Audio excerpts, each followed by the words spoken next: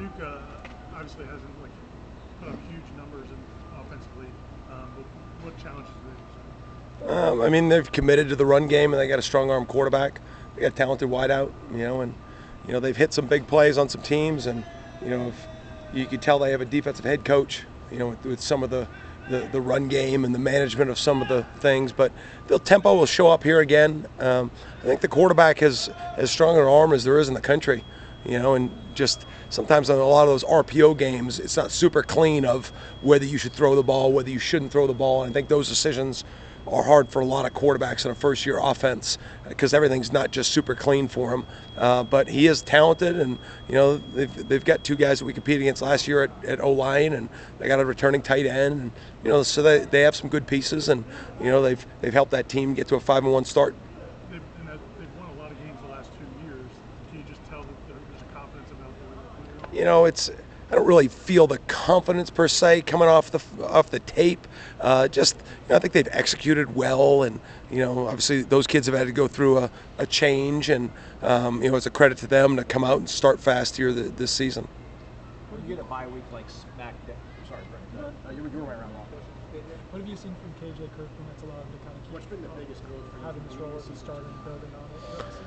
Well, he's given us more consistency back there in a position that we're fighting to find it, and we've played a lot of different bodies back there, more than I've ever played, and that's just trying to find the right combination of people that go out there and execute and play well so that we can count on them.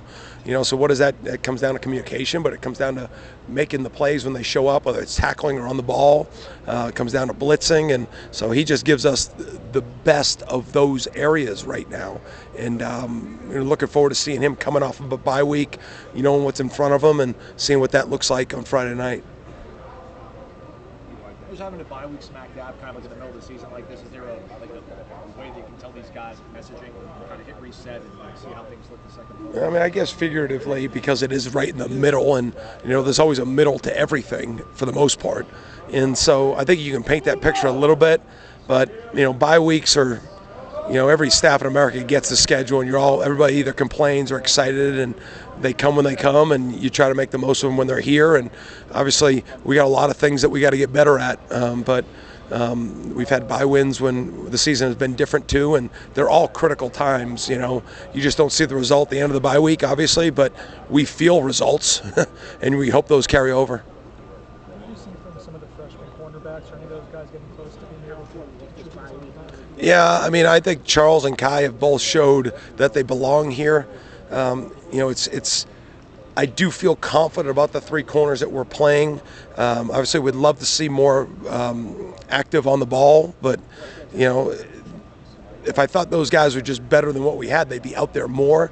But they are. I mean, Kai's rolling some with the group, and Charles has been up with us practicing and getting as much. They're all in every meeting, and I do think they have a really bright future here, and I think they're as advanced as any. Just we've been in different places with the last time we played, the freshman corner was AZ, and he was the third corner, and he was pretty competitive with that. And right now those guys are probably a little bit more close to the fourth, and so that's kind of where we sit. Omar was obviously more productive last game out. Was there anything that led to that? Yeah, he's healthy, and we were counting on the experience early in the year to try to settle things down so that we didn't have many new faces on the field, and he didn't play great, and he had to sit for a number of weeks to get him back healthy. But I do have confidence that he's got a good sense of what to do. I do think he's a good tackler, and so hopefully those things continue to grow, because he's been here for a good number of years, but he's really never, I mean, he was in the rotation last year, but he was just never really full speed, and hopefully we're going to see more of that. Anything one guys, I know you always want to be able to make teams more one-dimensional, stopping the run. Are you guys anywhere closer, you feel, to being more, I guess, adept at stopping the run this week? We need to be.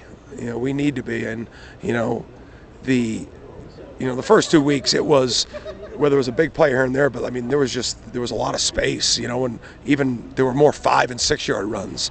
I felt You know, there were some games that we've done a really good job. You know, in the Clemson game, there were some bigger runs that obviously led to some of the numbers being very increased. But that's still things that happen, right? But I did feel like there were more 1 or 2 yard gains and a little bit better looks throughout the game. But then, you know, you allow 1 or 2 explosives, and you know that can't happen. So let's limit those, and let's continue to build a better wall, and that'll help us create the better third down defense. Linebackers for this week with Lundy out. It'd be more of what you saw at Clemson. Yeah, when he was out. Yeah, but very similar to that from a rotation standpoint. Did we ask you about Sean already? Sean Murphy, is he anywhere closer to helping you guys out, you feel? A little bit. I mean, he's closer now than he was the last time we asked. All good? Sorry. No, you're good. Thanks, guys. See ya. You guys did a great job playing in the playground together. Thank you.